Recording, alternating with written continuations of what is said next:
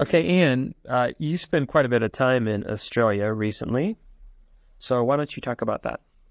I really liked living in Australia. I was an international student and I studied education at the University of Sydney.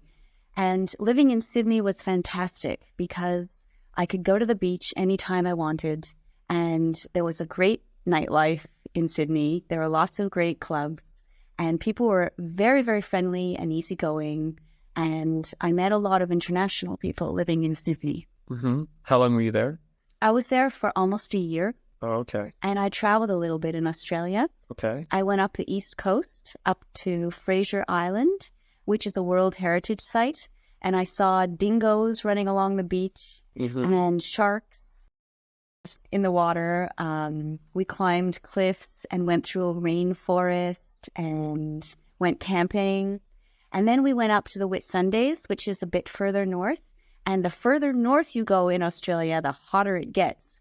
So we were able to go swimming in the ocean, and I went diving for the first time, but it was a little bit risky because I didn't have a diving license. Oh, So I went on an introductory dive, and I saw a giant clam that had a really spongy purple inside that I was able to touch, and then the clam closed up really quickly. so did you lose your finger? Almost. Almost. You're lucky.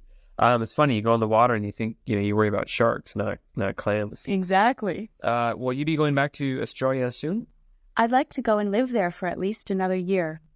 Probably I'll go back to Sydney, or I might go down to Melbourne because it's a really interesting cultural city. They have a lot of museums and parks.